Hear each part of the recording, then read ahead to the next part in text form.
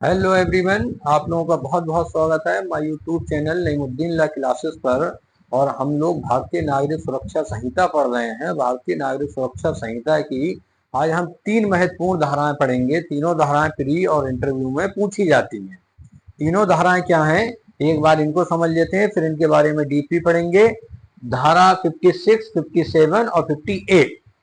56 ये कहती है, ये तीनों धाराएं एक चीज और समझ लीजिए, ये संविधान के भाग 3 मूल अधिकार से भी जुड़ी है। सेक्शन 56 कहती है गिरफ्तार व्यक्ति का स्वास्थ्य और सुरक्षा।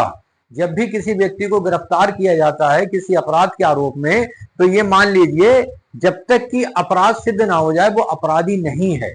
यानी जब तक वो अपराधी नहीं है या अपराधी है भी तो भी उसके फंडामेंटल राइट्स और ह्यूमन राइट्स सुरक्षित रहते हैं। तो क्योंकि व्यक्ति का स्वास्थ्य और सुरक्षा उसका फंडामेंटल राइट है, तो इसलिए वो सेक्शन 56 में रखा गया है।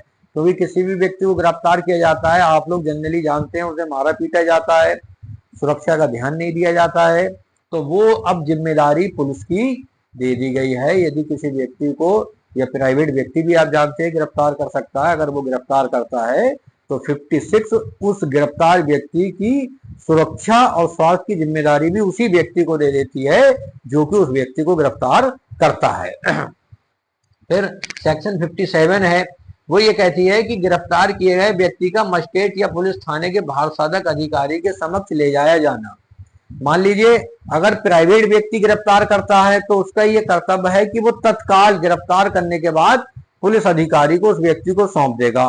पुलिस अधिकारी गिरफ्तार करता है तो वो क्या करेगा, तब धारा 58 में 24 घंटे का समय दिया गया है कि 24 घंटे के भीतर वह मजिस्ट्रेट के समक्ष उसको पेश कर देगा। फिर धारा 58 है यानी 58, वो यही कहती है कि गिरफ्तार किए गए व्यक्ति का 24 घंटे से अधिक निरुद्ध ना किया जाना। यानी 24 घंटे से अधिक निरुद्ध तभी आप कर सकते हैं जब मजिस्ट्रेट की परमिशन ले ली जाए, अन्यथा 24 घंटे के भीतर भीतर ले जाने के समय को छोड़कर उस व्यक्ति को मजिस्ट्रेट के समक्ष प्रस्तुत करना सशरीर आवश्यक है। हालांकि अब वीडियो कॉन्फ्रेंसिंग के तहत भी सुरक्षा की दृष्टि से ये 24 घंटे के अंदर उसको पेश करना मान लिया जाएगा। तो इन तीनों धाराओं को समझते हैं कि तीनों धाराओं में क्या है, याद रखिए बड़ा महत्वपूर्ण है। ये धारा तो सीधे सीधे अनुच्छेद 22 से जुड़ी है। आप वीडियो में देख सकते हैं कॉन्स्टिट्यूशन की मैंने बनाई है। तो सबसे पहले देखते हैं सेक्शन 56। सेक्शन 56 ये कहती है कि इसका हेडिंग है गिरफ्तार किए गए व्यक्ति का स्वास्थ्य और सुरक्षा। यानी अभियुक्त को अभिरक्षा में रखने वाले व्यक्ति का यह कर्तव्य होगा कि वह अभियुक्त के स्वास्थ्य और सुरक्षा की उचित देखभाल करे। यानी जिस भी व्यक्ति को गिरफ्तार किए जाते हैं तो जिस व्यक्ति की अभिरक्षा में वह है उसका यह कर्तव्य है कि वह उसके स्वास्थ्य और सुरक्षा की पूरी जिम्मेदारी निभाए। अब आते हैं सेक्शन 57 पर। सेक्शन 57 का जैसा कि आप हेडिंग देख सकते हैं, गिरफ्तार किए गए व्यक्ति का मजिस्ट्रेट या पुलिस थाने के भारसाधक अधिकारी के समक्ष ले जाया जाना। यानी वारंट के बिना गिरफ्तार करने वाला पुलिस अधिकारी अनावश्यक विलंब के बिना और जमानत के संबंध में इसमें अंतर्विष्ट उपबंधों के अधीन रहते हुए उस व्यक्ति को जो गिरफ्तार किया गया है उस मामले में अधिकारिता रखने वाले मजिस्ट्रेट के समक्ष या किसी पुलिस थाने के भारसाधक अधिकारी के समक्ष ले जाएगा या भेजेगा। अब आते हैं सेक्शन 58 पर। गिरफ्तार किए गए व्यक्ति का 24 घंटे से अधिक निरुद्ध न किया जाना।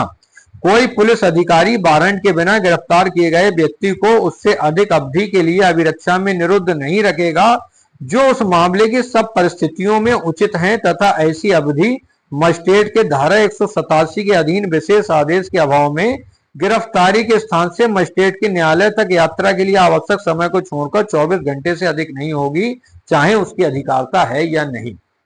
तो ये 3 धाराएं हैं जिनको कि आपने समझा, प्री के लिए बड़ा महत्वपूर्ण है। पूरी वीडियो देखा करिए, कमेंट बॉक्स में जरूर बताइए। यदि धारा पढ़ा हुआ अच्छा लगे तब भी बताइए, और कोई कमी है तब भी उसको बताइए। एक बार इसको अब ये देख लेते हैं क्वेश्चन कैसे आते हैं। मेन बहुत वजह है आप लोगों का ये जानना क्वेश्चन कैसे आते हैं। यदि आप ये वीडियो देख के डायरेक्ट पढ़ के धारा पढ़ के ये जान गए कि इससे ऐसे क्वेश्चन बन सकता है, तभी आपकी पढ़ाई मुकम्मल होगी। तो क्वेश्चन इससे ये आ सकता है कि गिरफ्तार व्यक्ति का स्वास्थ्य और सुरक्षा, ये जिम्मेदारी गिरफ्तारी करने वाले व्यक्ति की है, किस धारा में है, तो धारा 56। दूसरा क्वेश्चन ये आ सकता है कि गिरफ्तार किए गए व्यक्ति का मजिस्ट्रेट या पुलिस थाने के भारसाधक अधिकारी के समक्ष ले जाया जाना, यानी गिरफ्तार किए गए व्यक्ति को मजिस्ट्रेट या पुलिस थाने के भारसाधक अधिकारी के समक्ष तत्काल ले जाया जाएगा। ये किस धारा में है? तो ये धारा 57। फिर यह है कि किसी भी व्यक्ति को 24 घंटे से अधिक निरुद्ध नहीं रखा जाएगा। ये किस धारा में है? तो यह है धारा 58। तो ये आज की वीडियो में आपने 3 धाराएं पढ़ी, इनको डायरेक्ट से भी पढ़िए। मैं बार बार कहता हूं कि आप डायरेक्ट जरूर पढ़िए।